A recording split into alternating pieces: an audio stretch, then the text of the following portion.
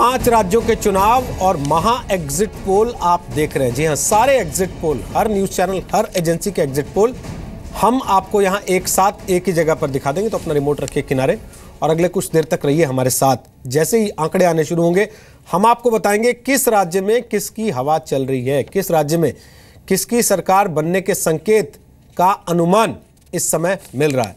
वैसे चुनाव विकास, भ्रष्टाचार और स्थानीय मुद्दों पर लड़े जाते हैं, जैसा हम ब्रेक के पहले बात कर रहे थे। लेकिन स्टार प्रचारकों का इमोशनल कार्ड कई बार गेम चेंजर साबित हो जाता है। इन चुनाव में भी सोनिया गांधी ने खुद को भारत की बहू बताकर वोटरों का दिल जीतने की कोशिश की। प्रधानमंत्री मोदी ने विरोधी राज्यों के हालात पर चुनावी तीर छोड़े। ममता जैसे क्षत्रपों ने भी प्रचार में वोटरों से सीधा कनेक्ट रखने में कोई कसर नहीं छोड़ी। This is my home. This is my country. It is here that I will breathe my last. 5 राज्यों के चुनाव प्रचार के दौरान कांग्रेस अध्यक्ष सोनिया गांधी के इस भाषण की खूब चर्चा हुई। वजह ये है कि इसमें इमोशन था। Prime Minister can sing to whichever text he wishes to challenge my integrity, but he cannot take the truth away from my commitment and my love for India.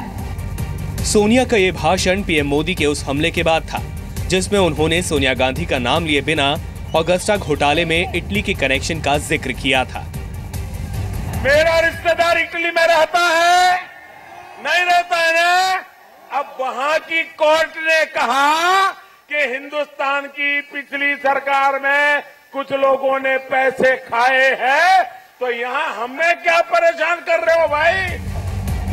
चुनाव प्रचार में पीएम मोदी का एक और बयान चर्चा में रहा, जिसमें केरल की तुलना सोमालिया से कर दी।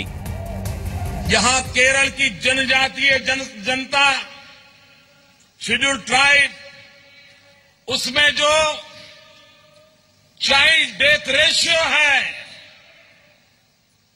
सोमालिया से भी स्थिति खतरनाक है। हालांकि असम में चाय बागानों के मजदूरों से इमोशनल कनेक्शन जोड़ने में पीएम मोदी जरूर कामयाब दिखे। चुनाव प्रचार के दौरान जब मोदी ने खुद को चाय बेचने वाला बताया तो खूब तालियां बजी थी, क्योंकि आप ही की तो चाय थी जिसको उबाल उबाल करके मैं लोगों में ऊर्जा भरता था और जिंदगी का बचपन गुजारा करता था। बंगाल में मां माटी मानुष का मुद्दा उठता रहा तो असम में बांग्लादेशी घुसपैठियों का। दोनों ही मुद्दे दोनों ही राज्यों में सालों से उठाए जाते रहे हैं और हमेशा इनमें तर्क की कम, इमोशन की गुंजाइश ज्यादा रहती है। ब्यूरो रिपोर्ट, जी मीडिया। तो कुल मिलाकर भावनाओं के सहारे चुनाव के मैदान पर काबिज होने की कोशिश। पहले हम यही बात कर रहे थे मेहता साहब, क्या आपको लगता है कि बिहार में जो आरक्षण की वजह से हुआ था वो केरल में सोमालिया की बात से हो सकता है? देखिए, केरला में बीजेपी अभी एक तरह से एंट्री करने की पोजीशन में है। एंट्री भी ना हो नहीं, अभी ये नहीं कह सकते। अगर बीजेपी वहाँ कुछ परसेंटेज वोट लेती है तो भी मैं समझता हूँ कि बीजेपी के लिए बहुत अच्छा है। और सोमालिया का जो इशू आया उस पर बहुत ज़्यादा वोटिंग का कोई रिएक्शन होगा, कोई कम होगी या ज़्यादा होगी, मुझे ऐसा बिल्कुल नहीं लगता। आपको भी लगता है सर? मुझे तो याद आता है वो मौत का सौदागर स्टेटमेंट। तो कहीं ये बीजेपी के लिए केरल में मौत का सौदागर स्टेटमेंट ना बन जाए। लेकिन एक हलचल है केरल में बीजेपी को लेकर, यह सच्ची बात है। और जिस तरह के लोग वहाँ डिप्यूट किए गए, जगत प्रकाश नड्डा, राजीव प्रताप रूडी, काफ़ी मंझे हुए लोग, काफ़ी बड़े चेहरे, और 15 से 16 केंद्रीय मंत्री वहाँ पर कैंपेन करे, तो ये पूरी जो मेहनत केरल में बीजेपी ने करी वो नजर आती है। इसको इलेक्शन रिजल्ट से अगर जोड़ते हैं ना, जैसे इन्होंने कहा कि इलेक्शन रिजल्ट पे कोई फर्क पड़ेगा, तो क्योंकि बीजेपी वहाँ मेन स्टेक होल्डर नहीं है, इसलिए इलेक्शन रिजल्ट पे कोई फर्क नहीं पड़ने वाला। Everything is a gain. तो वहाँ जो कुछ भी मिलता है, जो कुछ बटोर पाते हैं, वो उनके लिए फायदा ही है। और ये प्रिपरेशन है लोकसभा इलेक्शन 2019 के लिए, क्योंकि अभी तक जो बीजेपी के अपने तंत्रकार ये मानते हैं कि 2019 काफी चैलेंजिंग होने वाला है, 2014 से ज्यादा चैलेंजिंग होने वाला है। तो एक एक सीट वहां के लिए इंपॉर्टेंट है। तो केरल क्या उस पूरी मेहनत में कुछ कंट्रीब्यूट कर पाएगा? तो उसकी मेहनत का है। और वहां राज्य में सरकार बनाने के लिए तो बीजेपी हरगिज मेहनत नहीं कर रही है, जाहिर तौर पे। तो अपनी एस्टैब्लिशमेंट क्रिएट कर रही है वही कोशिश बंगाल में। लेकिन बंगाल में, बिल्कुल मैं वही आ रहा हूँ, बंगाल में अगर वही कोशिश है तो ये जो बांग्लादेशी घुसपैठियों का मुद्दा है, क्या आपको लगता है कि ये आदमी इसको देख के वोट देता है कि ये देख के वोट देता है कि वोट से 4 दिन पहले एक पुल गिर जाता है, पता लगता है कि इसके अप्रूवल्स में प्रॉब्लम्स थी, पता लगता है इसके मटेरियल्स में प्रॉब्लम थी, पता लगता है कि उस कंपनी को पहले से ब्लैकलिस्ट किया गया था फिर भी ये काम कर रही थी, लोगों के मन में ये चीज़ें आती है या बांग्लादेशी घुसपैठिया आता है वोट देते समय? नहीं, मेरे ख्याल से ये बहुत तात्कालिक इशू रहते हैं, उनका कोई बहुत इम्पैक्ट नहीं रहता, क्योंकि कई महीने पहले ये साल मैंने अगर आप देखें कि ग्रोइंग एज से, अभी मैं बंगाल के दौरे पे गया था तो कुछ हमारे दोस्त की कॉर्पोरेट में कुछ इंटरव्यूज़ वगैरह मुझे बैठा दिया वहाँ पर, तो मैं युवाओं से जो बात कर रहा था तो हर युवा यहाँ पर मुझे आज भी वही मिल रहा है जो मैं सन 91-92 में बंगाल को देख रहा था कि वो किसी न किसी पार्टी से साथ जुड़ा हुआ है। यानी उसके जो राजनीतिक सरोकार हैं, उसके सामाजिक सरोकार हैं, वो बहुत ही युवा अवस्था में तय हो चुके हैं। बंगाल, केरल, तमिलनाडु में आप यही हाल देखेंगे। उत्तर भारत की ओर ये थोड़ी सी प्रक्रिया कम दिखाई देती है क्योंकि राजनीतिक चेतना धीरे धीरे यहाँ के विश्वविद्यालय से खत्म होती चली जा रही है। लेकिन बंगाल में और केरल में अंदर खासतौर पे आप ये पाएंगे कि वहाँ पर हर घर आइडेंटिफाई है इस पॉलिटिकल पार्टी के साथ। उसके लिए ये बहुत महत्वपूर्ण है पुल कब गिरा। पुल का ये काउंटर आर्गुमेंट हो सकता है वो तो ममता दीदी को बदनाम करने के लिए गिरा दिया गया, ठीक है। ये काउंटर आर्गुमेंट भी वहाँ शुरू आपको चाय की दुकानों में सुनने को मिल जाएंगे, वहाँ के जो अड्डा कहते हैं चाय, पूरा सिस्टम वहाँ कामतंत्र काम करने लगता है।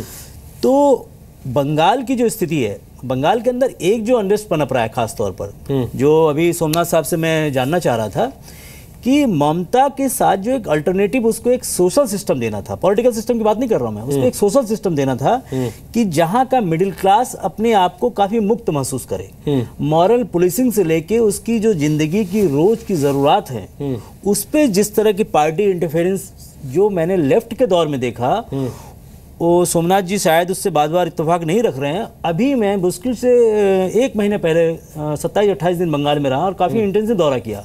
मेरे तमाम जो ब्यूरोक्रेट फ्रेंड हैं वहाँ IPS है, IPS उनसे मैं मिला, कोई फ़र्क नहीं आया वहाँ पर। और ये कहते हुए मुझे संकोच भी हो रहा है कि मुझे नहीं कहना चाहिए, जो मुस्लिम पॉपुलेशन है वो अपने आप को टैक्सी ड्राइवर, आप कभी भी सोमनाथ जी चाहे तो कभी भी इस तरह के सर्वे करा सकते हैं, आप अपने कैमरे अगर छोड़ेंगे तो बता देंगे लोग, टैक्सी ड्राइवर के साथ हमारी तो सुनते ही नहीं है। लेकिन अगर एक मुस्लिम के साथ कुछ हो रहा है तो फिर हमारे लेने देने पड़ जाएंगे। मैं कमेंट लेता हूं। आपने जो सवाल पूछा इसमें एक चीज ऐड करना होगा, बीजेपी की जो बेसिक संरचना है उसके साथ भी एक इशू है। अगर वो घुसपैठियों की बात नहीं करेगी तो हम और आप ही उनसे सवाल पूछेंगे कि घुसपैठियों के बारे में आपका क्या कहना है। संबित जी भी शायद इससे वो एग्री करेंगे। मैं कोई कमेंट लेता हूं, बोलना ही पड़ेगा अपने कैंपेन में। मैं उन तीनों लोगों से कोई कमेंट लेता हूं एक-एक करके। पहले सोमनाथ जी आप बोल लीजिए, उसके बाद मैं संबित आपके पास आता हूं, बोलिए। नहीं, मैं एक ही चीज बोलना चाहता हूं, अभी तो इलेक्शन नहीं है, आप चैनल में बैठे बैठे बदनाम करने का कोई जरूरत नहीं है। आप क्यों अभी तो मन खुल करके बात कीजिए प्लीज। अभी तो इलेक्शन जब पुल गिरा था आप तब भी कह रहे थे कि बदनाम कर रहे हो, वोट ज्यादा नहीं होगा अपोजिशन वाले को। इतने लोग मर गए थे, आप तब भी कह रहे हो कि बदनाम कर रहे हो। प्लीज हमको नहीं, पुल गिरने का बात नहीं है, इसका बात मैं बता रहा हूँ, इसका बात मैं बोल रहा हूँ। पुल गिरा है, ममता बनर्जी वहां पर पुल नहीं गिराया। और पुल लोगों के घर में बनाते बनाते बम फट जा रहे थे, आप तब भी कह रहे थे कि बदनाम कर रहे हो। हमको पता नहीं है 2000 नहीं, ये बात आप तो सही बोल रहे हैं। बांग्लादेशी लोग क्यों बॉर्डर से घुस रहे हैं ये तो नहीं बोल रहे हैं। वहां पर BSF वाले काम कर रहे हैं, वहां पर BSF वाले रहते हैं, बंगाल पुलिस नहीं रहते हैं। बॉर्डर से कैसे बांग्लादेश से इंडिया में घुस रहे हैं सब आदमी, ये तो मालदा में कानून का मजाक उड़ रहा था, आप तब भी कह रहे थे कि बदनाम कर रहे हो। जी ऐसे कैसे होता है सोमनाथ दा, यहाँ वही तो बोल रहा हूँ। नहीं, बात तो सही है। बंगाल पुलिस का जैसे ड्यूटी है, ये तो नेशनल प्रॉब्लम है। ये तो नेशनल जो डिपार्टमेंट है हमारा पुलिस और एडमिनिस्ट्रेशन को, उनको भी देखना चाहिए था। सिर्फ तो ये बंगाल का प्रॉब्लम नहीं है ना। तो सर जब बांग्लादेशी घुसपैठियों की बात हो रही थी तो आपके नेता ने क्या बयान दिया था, आपको याद नहीं है? नहीं, आप बताइए ना क्या बयान दिया था, बताइए। सर आपको याद नहीं है? उन्होंने कहा कि किसी का बाल भी बांका नहीं होने देंगे। नहीं, हाँ, किसका किसी का भी का, जो पहले से, ये इसका मतलब नहीं है जो आ रहा है उसको। मैं बता रहा हूं, जब ये हमारा बांग्लादेश से जो रिफ्यूजी आ रहा था उन लोगों को प्रोटेक्ट करने का है, हमारा पास तो है। उस टाइम भी आया, उस टाइम भी शरणार्थी लोग था, उस टाइम भी बांग्लादेश से आया है ना। उसमें प्रॉब्लम क्या है इसमें? लेकिन इसका मतलब ये नहीं है जंगी संगठन को ममता बनर्जी ने, आप लोग तो ममता बनर्जी को जंगी भी बना दिया। आप लोग को ममता बनर्जी को क्या क्या नहीं बनाया, आप ही सोचिए प्लीज, आप ही सोचिए। इसका मतलब आप लोग ये बोलना चाहते हैं ममता बनर्जी एंटी नेशनलिस्ट है, ममता बनर्जी इंडिया का खिलाफ है, ममता बनर्जी को बंगाल की जनता वोट देके चुन के सीएम बना चुकी है सर। आप पीपल ओरिएंटेड इश्यूज पे बात कीजिए। क्या अनएम्प्लॉयमेंट कम हुआ? 10 पर मैट्रिक पास का सबसे बड़ा जो ड्रॉप आउट है वो बंगाल में है, वेस्ट बंगाल में है। अगर आप कहते हैं कि जी आप आ रहा है इंडिया में, अरे सबसे ज्यादा आप डाटा देखिए, सबसे ज्यादा ड्रॉप आउट बंगाल में है। विनोद जी एक सवाल मैं यहाँ करना चाहूंगा, बड़ा इंटरेस्टिंग आपने अभी एक जुमला इस्तेमाल किया कि वो रिफ्यूजी है। सोमनाथ साहब आप उनको रिफ्यूजी कह रहे हैं जो इन्फिल्टर कर रहे हैं, जो घुसपैठिए हैं। यही तो मेरा सवाल था कि आप उनका बालू बाका नहीं होने देना चाहते, आप उनको दर्जा दे रहे हैं ऑफिशियल। और दूसरा बड़ी सोमनाथ साहब एक मिनट में अपने सवाल कंप्लीट कर लूं, फिर आप अपनी बात रखिए। आपने उनके लिए रिफ्यूजी वर्ड इस्तेमाल किया। मेरे ख्याल से आप कानून के इतने जानकार होंगे कि वार्ड टाइम के अंदर एक सर्टेन पीरियड के अभी का नहीं, नंबर एक मिनट सर अभी का बात नहीं कर रहा हूं। सोमनाथ दास बांग्लादेश आफ्टर बांग्लादेश हुआ, बांग्लादेशी लोग बंगाल से इंडिया में घुसा था ना, तो